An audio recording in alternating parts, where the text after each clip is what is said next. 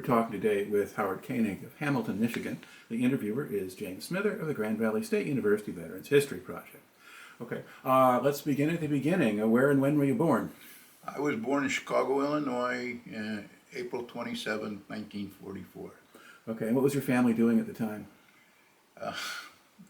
My dad worked with heating company. He made boilers, and my mom was a stay-at-home mom, and we lived in the Chicago area there. I think it was on Kamensky, one block west of Pulaski or Crawford Avenue, and that was in the time when there was a lot of racial segregation, and the colored people lived on the east side of Crawford, white people lived on the west side of Crawford, and we used to have fun. Kids, would always go back and forth. It wasn't really violent in those days like it is now. It was sort of fun, and I remember older brothers would send the younger kids across the street and tease the other kids, and they'd chase you back, and then the older brothers would sort of layway them, and then next week vice versa. It wasn't nice and not acceptable, but that's what I remember living in Berwyn. Okay. And went to school. I mean, that was Chicago, and we moved out when I was 9 to Berwyn, Illinois. Okay, all right. And then, did you finish high school? Yes, I graduated J. Sterling Morton High School in Berwyn, Illinois, and I think I was in a class of 500, some. Okay, what year did you graduate? 1962. Okay, and what did you do after high school? I went in the Navy. Okay, so why did you join the Navy? Well, I'm sort of a religious guy, and I always wanted to be a pastor, but when I saw the requirements and the qualifications you had to go in the college, it just didn't fit with me, so I just figured I'd go find a career in the Navy. Okay, why the Navy rather than the Army or something? Well, back then there was a lot of things going on. I think President Johnson was president, and Well, if it's 62, then that's still Kennedy. okay, Kennedy. But before that, there was a ship that got shot upon in the Pacific that started the whole Vietnam thing. That was the Tonkin Gulf incident. Yes. That's in 64. No. Yeah. That particular episode, yeah. Okay, well, anyway. But you had other things. I mean, you had the original, you had the Berlin Wall going up in Yeah. 61. There were a lot of Cold War tensions. Yeah. So you weren't sure you wanted to be in the Army. Yeah, I didn't want to be a boot guy. Yeah. Okay. And my uncle was a World War II vet in the Navy, so he fought in the Pacific. And I figured, why not? Okay. So you list in 62, and then where do you do your boot camp? It was really strange because I lived in the Chicago area. You'd think they send you to the one in Illinois, but no, they shipped me out to San Diego, and I went to boot camp in San Diego. Okay. Now, what kind of reception did you get when you arrived in San Diego? Typical boot camp,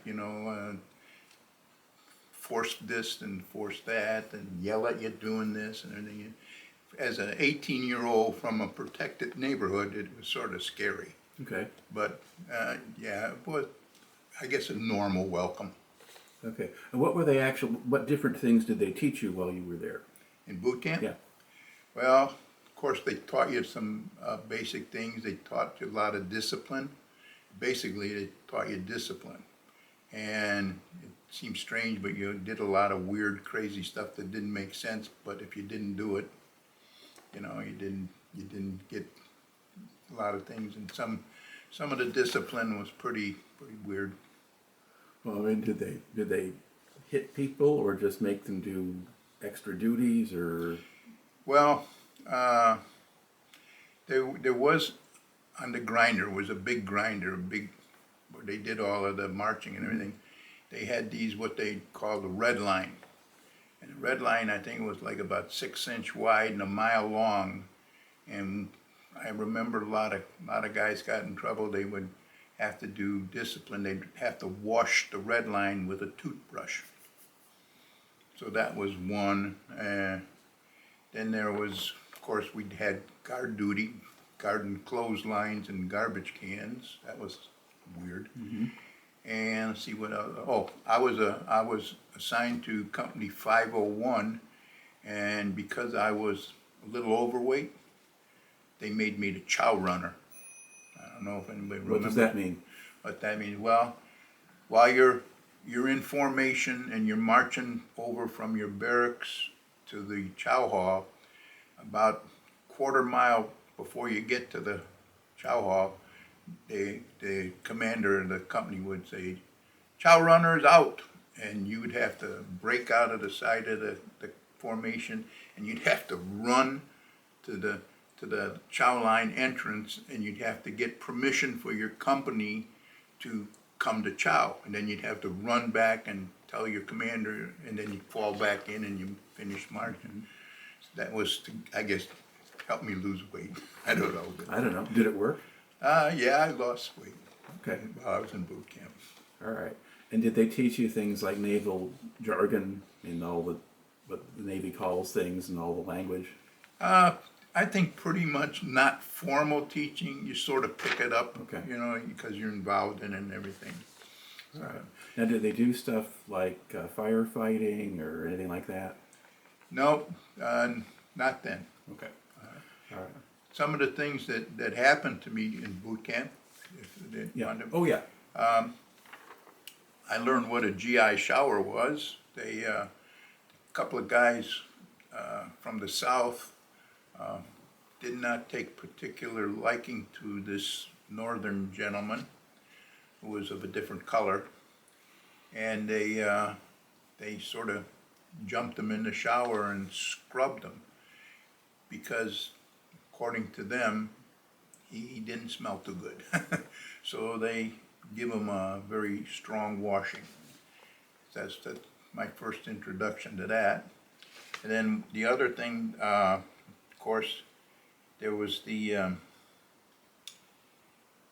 infirmity experience I had. I got sick about the third week in. I got sick, and they sent me to the infirmary, and I was then hospitalized because I think they said I had pneumonia or something.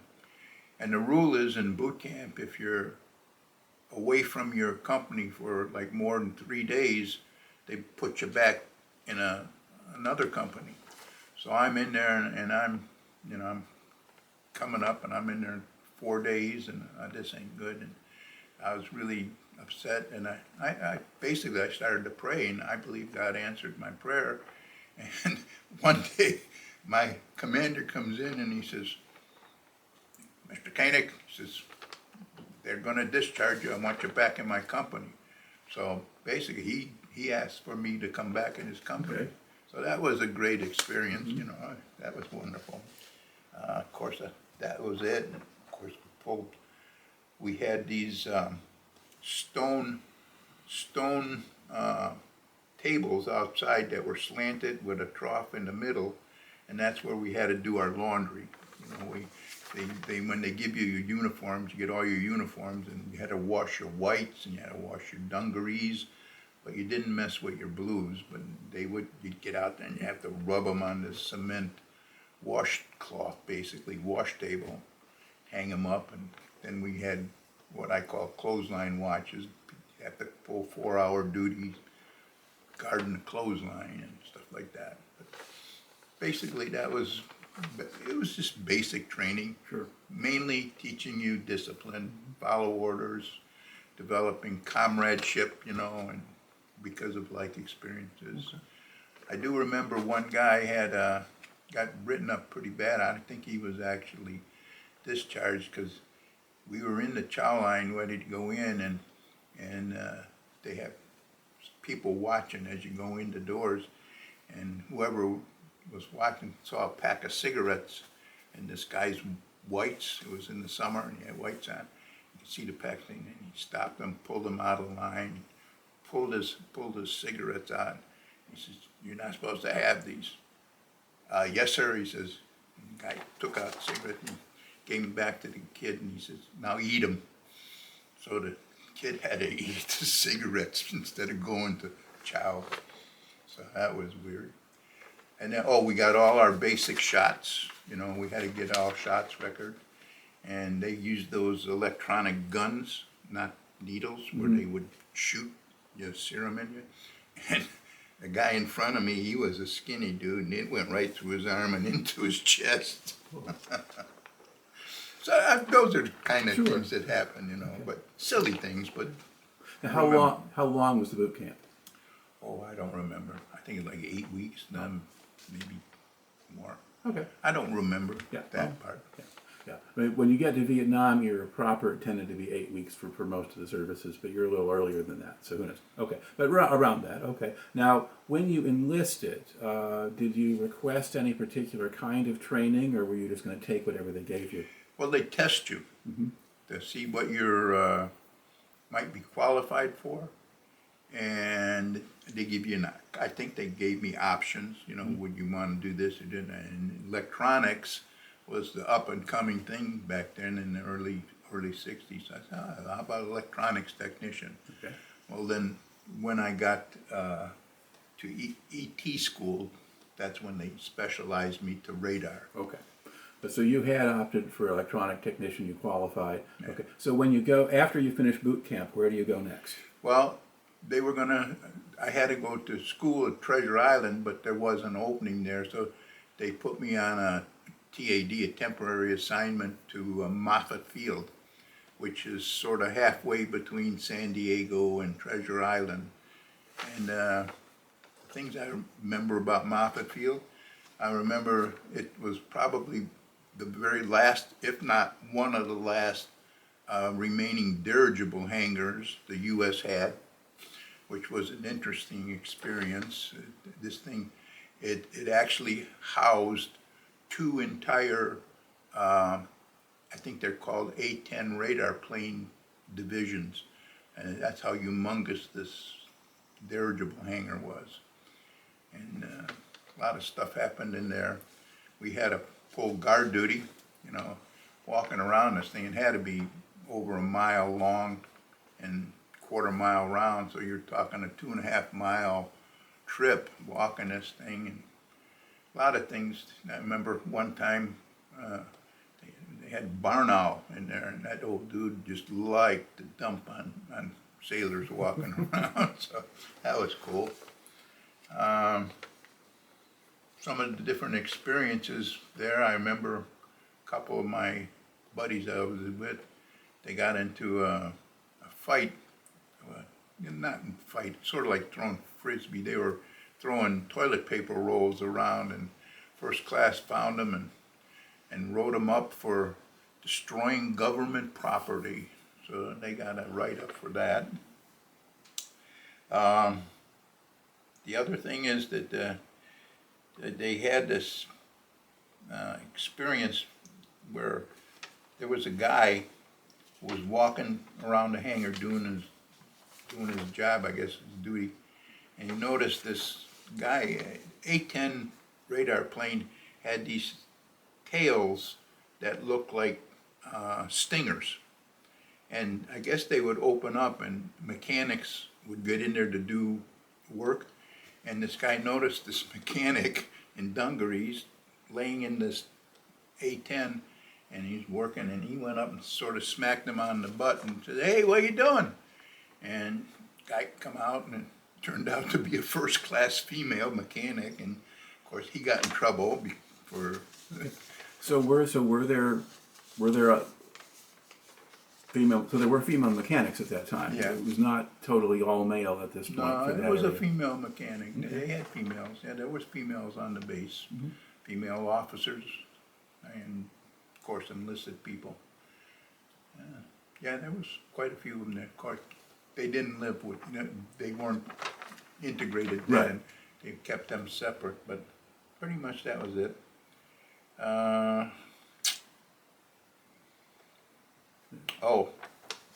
tipping the T-33. Mhm. Okay, I'm a black shoe. What does that mean? That means I was a seaman, not an airman. An airman wore green stripes, a black shoe wore white stripes, and a fireman wore red stripes. So I was a black shoe on an air base. And I pulled duty one time out on the tarmac, and they asked me to go out and fuel this, I think it was a T-33 jet with tip tanks, one on each side. And I was out there and I was fueling this T-33 wing tank. All of a sudden I heard it squeaking, and all of a sudden the plane tipped over because the fuel took it out of balance. Got in trouble for that. They had to pull out a hurdy-gurdy and hook it behind the cockpit, pick it up, while I went over and filled the other tank and balanced it out, and then they set it down. That was crazy. I guess the most memorable thing about that tour of duty was they used to have reserve pilots come in, call them weekend warriors, you know, come in, and they would fly around getting their hours in.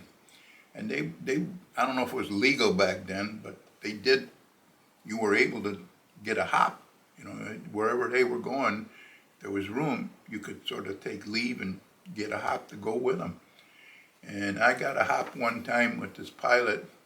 It was a fighter jet. And I don't know if they allow that now, but I sat in the front seat and he was in the back seat, and he was going to fly to Vegas and then come back. And while we're flying, he asked if I wanted to, you know, experience flying a jet. I said, sure. He said, well, grab a hold of that stick between your legs there and just hold on to it steady, and I'll let you know how you're doing. So I'm holding this stick, and things going cool, you know. The plane is flying level and everything. I says, when am I going to have it? He said, well, you've had it. And I said, what? And I sort of pushed the stick forward, and the plane took a dive, and pilots in the back yelled, let go, let go, let go, and leveled the plane out. I never did that again. But that was the most memorable experience in that tour of duty. So, About how long do you think you spent at Moffett? I think it was 4 months, maybe. Okay. Not as long as 4, but maybe around 3-4 months. Now, while you were there, would you go off base at all, or do anything? Oh yeah, we would get leave weekend passes. You know, we'd take buses up to San Francisco, and I got involved with the USO up there, down on southern part of Market Street. But yeah, pretty much that. There's another thing I recall back then. Wasn't when I was on boot camp in San Diego, but when I was at Moffett Field, there was, I guess, an admiral who was overseeing, or whoever was overseeing, that whole San Diego military naval entourage, or whatever you want to call it. But because San Diego was getting pretty ticky with sailors, they would give them tickets, they would pull them over. They were getting pretty tight with sailors, and the admiral didn't like that. So basically, he canceled all leave, sent the whole fleet, all the ships in San Diego, out of the harbor, which basically shut down San Diego. And the city people didn't like that, and they come, I guess, to an agreement where, okay, bring them back and we'll sort of quiet things down. That's something I remember happened. I don't know if it ever made the papers or anything, but yeah, that happened. All right. So now eventually, so you've just been waiting for a training slot to open up at Treasure Island. Yes. Which is in San Francisco Bay. Yes. Yeah. Okay. Okay. So is that your next stop? Yep. And went up to transferred to Treasure Island, and of course that's a really weird experience because it's an island base. You know, you got to travel to get over there, and you get up every morning, go to breakfast, then you go to class, and it's a lot of learning. You're learning basically electronics. And while I was there, then they plugged me not only in ET, but they specialized me as a radar, ETR, electrician radar. And I learned how to repair various radar systems. Of course, the basic one was a SPS-6, which is a surface search radar. But then later on in my career, I was sent to specialized school for SPS-40 type of radar, a more sophisticated one. But basically, they introduce you to all different types of radar systems, and then they basically put you through, I think it was like 9 months training of basic electronics and specific repairs and all the do's and don'ts and do's and things. But that was pretty good. About how many people were in the group you were training with, do you think? I think my class wasn't very large, but it did, our barracks, probably 50, 75 double bunk beds, maybe 100, 150 people. So wasn't what I would call large. Okay.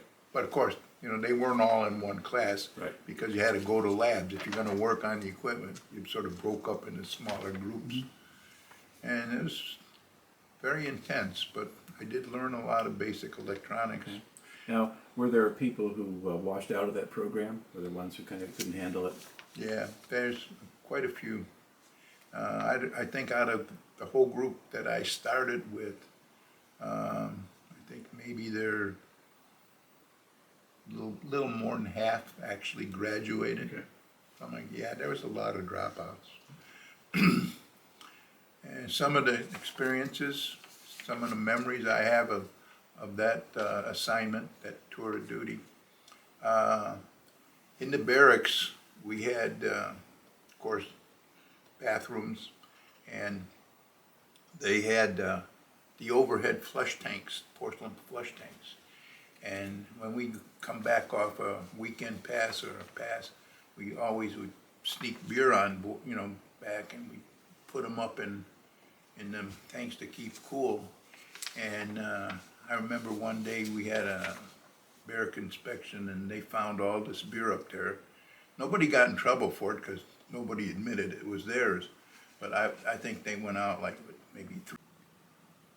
All right, we had a little bit of a blip here when our battery kind of gave out, but we're going in. We had gotten you as far as Treasure Island in San And Francisco they Bay. confiscated the beer. And then they took your beer away. Yeah. All right, and that was that. And you've been learning how to be a radar technician and repair the machinery and so Yeah. forth.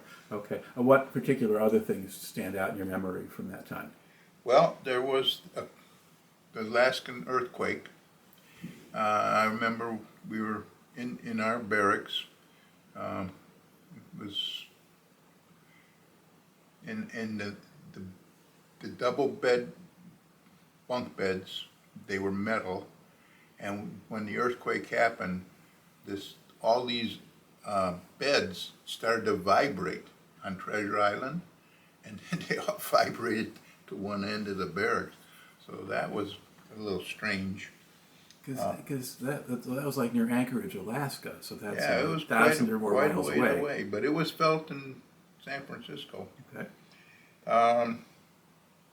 There was what I call the flying seagull memory. While we were in class, one of the guys learning how to repair an SPS, I think it was 60. It was those old fire control radar systems that had this big dish and this arm that came out like this, very, very specific. It would lock on radar, and then the missiles would be shot. But the guy, the trainee that was working on it, sort of locked on a seagull, and it was tracking this seagull across the bay, and the seagull sort of just died in air and fell into the bay, and found out a couple of days later that there was an episode in San Francisco where a whole bunch of TVs went out of service because this radar swept across the city. Okay. So, And so now it kills so the radar had like an infrared beam or something? a radar beam, yeah. It's not infrared. Okay. It's a radar. But it was an intense enough electrical Yeah. impulse or whatever Yeah, that it basically fried them from inside out. cook a bird. So kind of like microwaves. Yeah, like microwave. That's a good example. Yeah. Okay. All right. What else? Let's see. We had a classmate that was from the South that owned a brand new Impala, and I remember he got arrested one time going over 100 on the main highway through the West Coast. I don't know what happened, and he never came back to the base. I don't know. He probably spent quite a few years. But this is where I basically made lifelong acquaintances with my fellow trainees. There was 5 of us in the class, and we all got transferred basically to the same ship on the East Coast. And that was David Yarrows. He was from Ohio. David Parlone was from Indiana. Guy named Thornton, who was from Atlanta. And there was a guy named Jensen from the UP up here in Michigan. And then myself. And the 5 of us were transferred to the USS Sierra in Norfolk, Virginia, which was based at DNS Piers. And it was 8018. It was a destroyer tender. And I remember there was an admiral on board. I think his title was Com Crew Des Flot 4. And crazy thing, every time this dude would come on board, they would notify us and we'd have to get out of sight, go down and get out of our dungarees and either put on blues in the winter or whites in the summer, because this admiral couldn't see your dungarees. We had to change our clothes every time this guy came on or off the ship, which was weird. But anyway, that was one of the things I remember about that. Can you describe the ship a little bit? About how big was it? Yeah, it had over, I think, quite a few, over 1,000 people. And it was basically a floating factory. We had, of course, the electronic department, and there was a boiler department. Everything was in basic different groups. And it was over 1,000-foot long, flat bottom, big sucker. I mean, when it went to sea, it hardly moved. It just chugged along. Big boat. Mm-hmm. And there's a lot of things, in the, I guess 2+ years I was on board there, a lot of things happened. One of the things I remember is we had this time where we were having a party on board ship, and the ET department was sort of midships, and in the middle, and then on the port side there was what they called the optical department, where they fixed all the optics, and it was a bigger department than ours. But in the optic department we had this sort of impromptu party where we were drinking alcohol. That's one of the bad habits I learned in the Navy that I had to get set free from. But anyway, we would be drinking 100 proof grain alcohol, because the optical department used 100 proof grain alcohol in their optics, but we would water it down, kill it, maybe make 100 proof vodka out of it, Anyway, this one young kid came up from the South. He was on board. And we told him, "Hey, it's pretty strong stuff. You sure you can handle it? It's watered down." We said, "I want the strong stuff." He says, "I grew up on moonshine. You sure about this?" "Oh yeah." So he took a drink of this 100 proof alcohol. Well, probably 100% alcohol. Yeah, 100. Because proof is 0.5%, so it'll be 200. 100, yeah, it was It was pure just alcohol. pure alcohol, yeah. Pure alcohol. And basically, this one little drink, I mean, he passed out. I mean, he went out. And they had to call a corpsman. He was in like a coma for 3 days or something. He was not in good shape. But yeah, they sort of shut that operation down after a while. And then I remember one time we had pier watches. The DNS pier, you know, Norfolk was on this long pier, and of course then he would bring cruisers and destroyers up alongside. And at the head of the pier, we had a guard shack where seamen pulled guard duty. And we had a stand guard, basically with a loaded M1 rifle. And strict orders. Anything suspicious, you had to call the duty officer on the deck, even to get permission to shoot your rifle. Even if you saw somebody putting a bomb on a ship, you couldn't take action without permission, which was crazy, but that's what we were told not to do. So that was another weird thing. What else we got here? We went one time on a trip to New York, and we headed out to Chesapeake Bay and headed up north, and we basically went through a ship graveyard where they just declassed, decommissioned and stored all these old.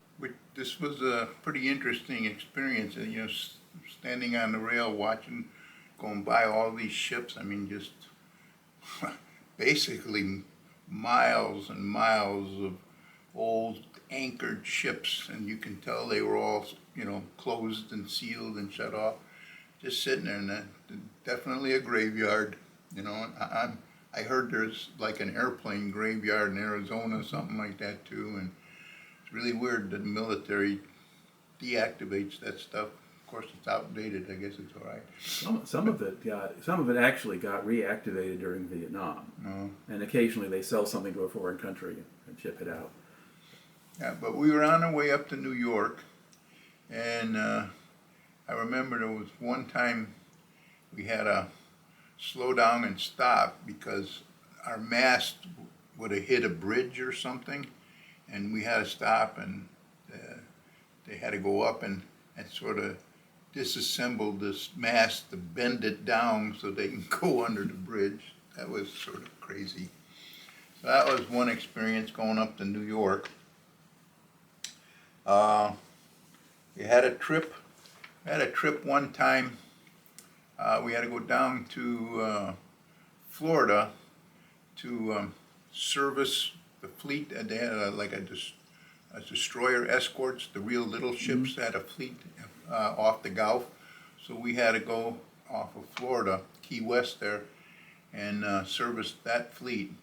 I remember on the way down, I was on the fantail, just I guess BSing with a friend or something, having a smoke, and I was messing with my high school class ring, and it slipped and bounced on the deck, and off it went. So somewhere off of the East Coast, my high school ring is laying there, and while we were docked there at the pier, the base in by Key West there, they would let us, they would organize what they would call fishing trips, where in the utility boats, they would send a bunch of people out in the utility boats.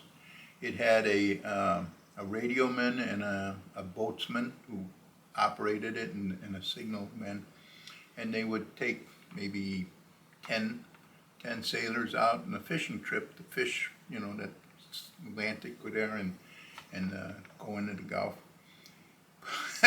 This one time I was on this utility boat, and we were out there just messing around, and the engine stopped, and the boatsman couldn't get it started, and we're drifting, and of course the current is taking us south, and we can see the coast of Cuba. Okay, we're drifting towards Cuba, and this signalman's going crazy. He's on, and you know, he's signaling, and nothing's happening. He tried everything, signaling, you know, help for help. Finally, we can see off Key West, a bunch of ships' lights lit up, and out comes this little Coast Guard cutter, comes and picks us up, or you know, tows us back to the base. And here's this, I guess he must have been not a captain, but you know, a little lower Commander or something. Commander or something.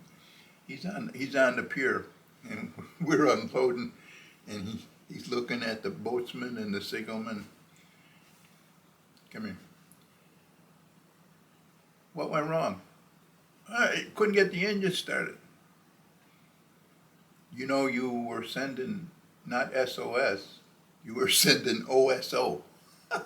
So that's why nobody responded until they finally figured out, well, maybe we ought to go check this guy out, you know. So anyway, that was a cool experience. Let's see. Oh, we were activated one time again to go down to Cuba, Guantanamo Bay, service the fleets down there, because like I said, we're a floating factory. And while we're down in Guantanamo Bay, we would go out on sort of like maneuvers, you know. And we were coming in from the south coming up the coast, going into Guantanamo Bay. And I'm up on the flying bridge where this officer was in charge, deck officer was in charge of bringing the ship in. I guess he was training or something. But the captain was down in the main control room, and I'm up there fixing this radar repeater, and this guy he just conducting the ship, bringing it in, and you're supposed to come in to a channel. There's a channel that comes into Guantanamo Bay. All of a sudden, captain yells up this thing and says, "This is the captain. I got control of the ship. Hard right rudder." Now you gotta remember, this is an old flat bottom tub. It don't turn like a destroyer. It's sort of, okay? And all of a sudden, boom! We hear this boom. It's like, what the heck happened? Well, this thing's got a large draft. And he was able to turn the ship into the channel, but the rear end swung and hit the side of the channel so hard it went boom and shook the ship. Next thing you know, the captain's running up on the flying deck, and he's chewing this officer out left and right. "Don't you know what you're doing? You were taking us through a minefield." Because Guantanamo Bay was all mine, you know. That guy was really mad, really mad. So that was one cool experience I had down there. And while we were down there, we had leave at Kingston, Jamaica, and that back in those days, Kingston was an all-Navy type thing. They dealt with a lot of Navy people, and it's not too good an environment for a young man to grow up in. But anyway, that was an experience. Went down there. Some stories there that I can't tell on tape, so we won't go that trip. Okay, okay.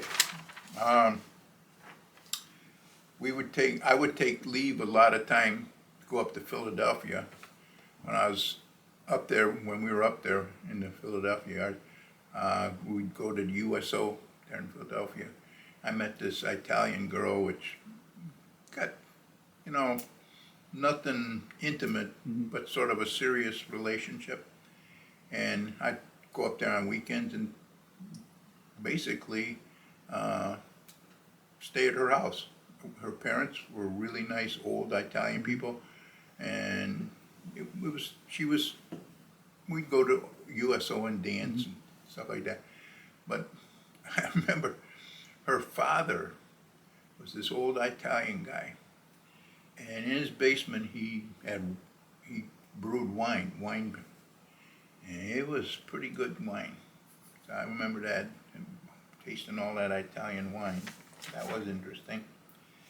And one year coming back, we'd come back and we'd have to go through Washington, D.C. And I don't know what that main highway is, but back then we had the interstate then, you know, 'cause I guess Eisenhower built them in '56. I-95 was the Yeah, main one, yeah. the main one coming down. But there was such a snowstorm one year coming down there. And I remember, I mean, we were going like 5 miles an hour, and the snow, you didn't plow it. They had these like railroad cleaning things with the big vent fans that would blow it. The big blowers would blow. And the snowbanks, you would drive through this tunnel, basically with snow maybe 10 feet high, you know, on both sides of 95. And as you're going, you see all these cars that this big blower had hit and moved to the side because they got snowed in, and the snowblower comes, they just push it to the side, and as it's making this path. That was the worst snowstorm I've ever been in my entire life, was that year coming from Philadelphia back to the base. Yeah. Did you get additional schooling while you were on the ship? Did you, because you got more advanced training at some point? Yeah, I went to a special school for SPS 60. It's I guess more advanced, higher quality type radar system. SPS 60.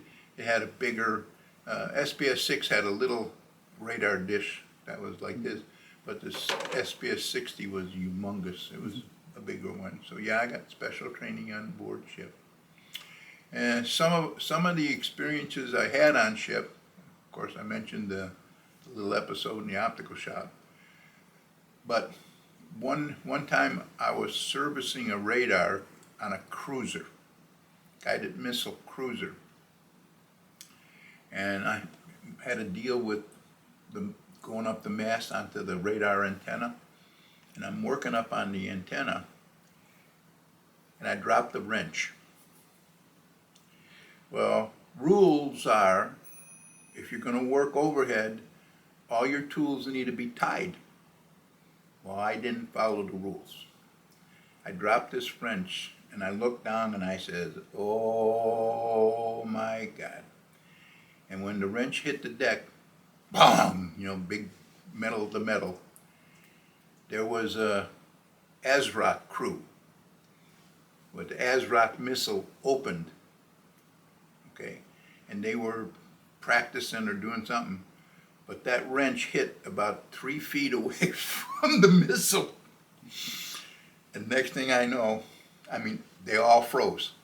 I mean, I don't think they moved for 10 minutes, but it wasn't quite that long. It was just dead silent, nobody moved.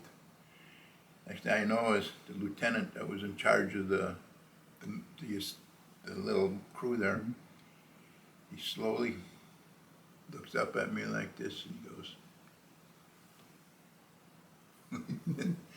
oh, here it comes. Yeah, I got rode up for that one. So that was an experience.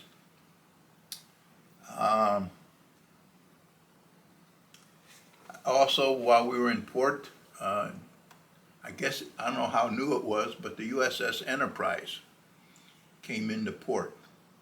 And I had a friend from ET school that was on the Enterprise.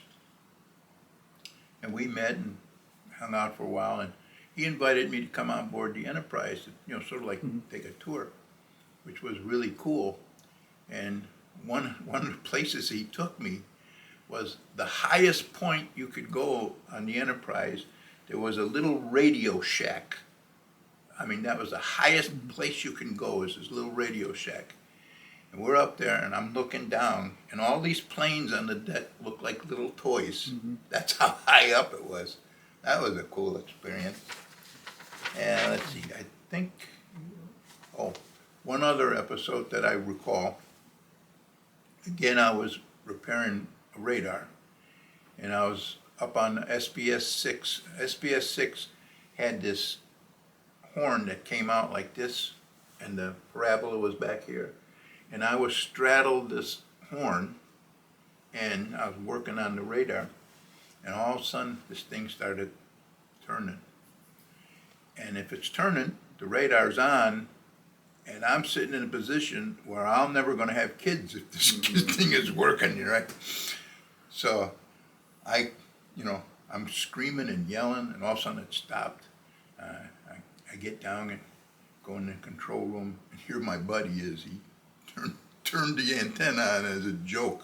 I said, that's not a joke, man. I mean, it wasn't, the radar wasn't turned on, just It was spinning, yes. it was spinning. So that's one thing I remember happened down there.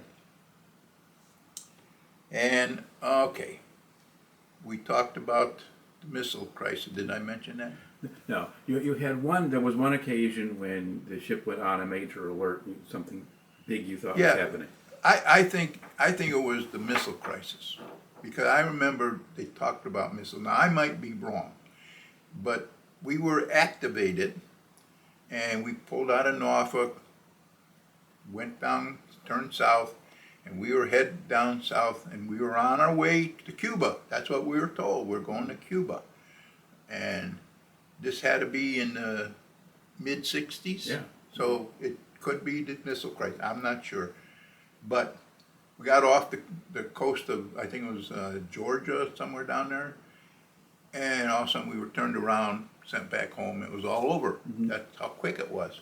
Now, believe it or not, because we were activated, we all got a service ribbon. Here's the service ribbon we got for going down to Cuba. And of course, that's my 4-year service. But that was the service ribbon we got for being activated. Okay, yeah, so it was probably, I mean, the timing is sort of wrong. The missile crisis was 62. And so something happened. So you were in training, but there's something going on. Of course, this is Cold War era, it's Vietnam era. There's the Pueblo incident in Korea. There's a bunch of things going on. But somewhere in there, you got alerted. You went there, and you basically got a Cuban service. I got a service reward, a ribbon for our ship being activated. And this, like you said, it had to be 65, 66, 67, somewhere in there. So those are mainly the different things I remembered happened. The only other thing that I want to share is my discharge going into the inactive reserves. You had to get a physical. So I'm up in the what they call them on board ship, anyway, where the corpsmen were, sort of like the hospital or sick bay. Yeah. And guy's taking my blood pressure, and he said, "It don't look good." I said, "Why?" "Your blood pressure is off the charts." He says, "They're not going to let you out if you don't calm down a little bit." I said, "Well, I'm sort of excited. I'm getting out of this place, you know." And he said, "I'll tell you what." He said, "You just lay down here and rest for a few minutes. I'll come back and take your blood." I must have fell asleep. Next thing I know, he wakes me up and he says, "Hey, you're pretty good to go." He took my blood pressure while I was sleeping, so I got discharged that way. Okay. So you're discharged then in 68. So it was September 23rd, 1968, I was discharged. Now, did they make any effort to get you to re-enlist? Well, yeah, they sort of did. Several attempts. And as a matter of fact, there was a chief who was a recruiter type re-enlisting guy on board ship. And every time they counsel you, they like you to do that. And by this time, I guess the Vietnam conflict was escalating. Yes. And they offered warrant officer. If you qualified, you could become a warrant officer and fly a helicopter. They wanted helicopter pilots, and those were warrant officers if you were a helicopter pilot. And of course, they were all on all kind of helicopters, UEs, gunships, all kind of stuff. So I said, "I'll tell you what, I'll re-enlist, but I want to be a warrant officer, fly helicopters. I'll see what I can do." Long story short, I didn't qualify because I was wearing glasses and to be honest to God's truth, this is what this dude told me. He says, "You're too young." He says, "We don't want no Rambos over there. We want more mature guys over there." That happened. I said, "Okay, I'm making another deal." I says, "I'm German ancestry. If you give me 2 years embassy duty in Germany, I'll re-up for 4 years. I'll see what I can do." He comes back a couple of days later. "I can't do it." I said, "Bye." All right. So what did you do after you got out? Came home, got a job, basically stayed with my parents, got a job at a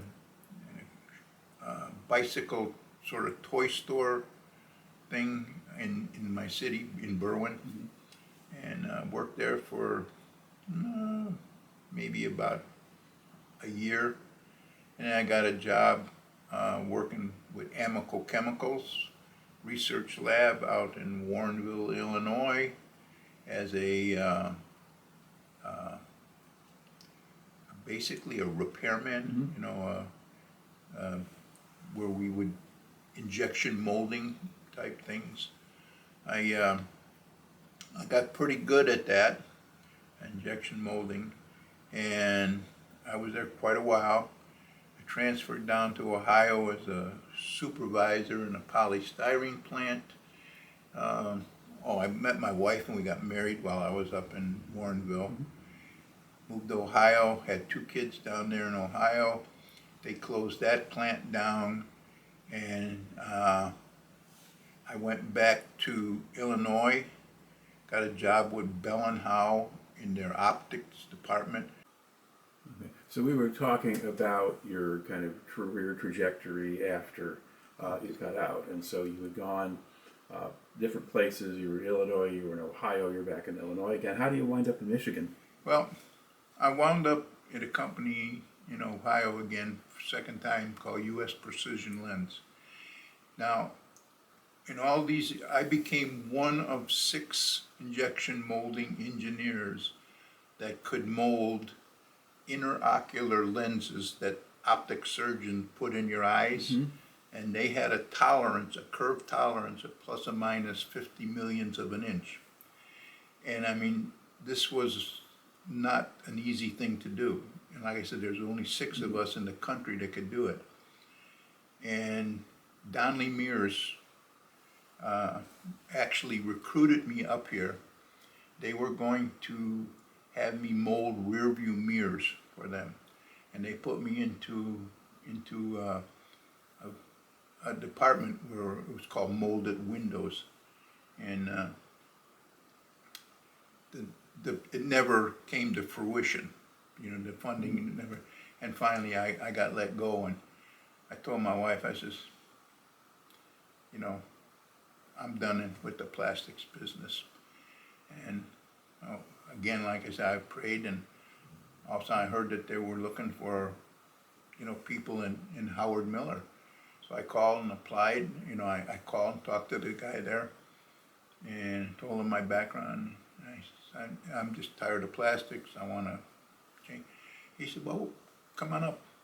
They hired me that day, and I started as a industrial engineer, became a quality control engineer. I was at them 11 years, quality control engineer, and then I took over as a plant manager for half the plant, and basically spent most of my life there. We lived in Holland. During that time, we moved out here to Hamilton, so a lot of things happened. Okay. Now, as you look back now on your service career, how do you think that affected you, or what did you learn from it? Well, like I says, it was a lot of experiences, fun experiences, some good memories, some not so good memories. I guess it sort of brought me from a reckless young man to a mature adult. Like I said, got married, had some kids, got very active in the church, involved in that, became ordained, And yeah, it sort of was a stepping stone, I guess, taking you from, you know, being dependent to being responsible. Right. Well, the whole thing makes for a pretty good story, so despite our uncooperative battery, it's been a pleasure talking to you. Oh, Thank you. Thank you. Thank you for doing this.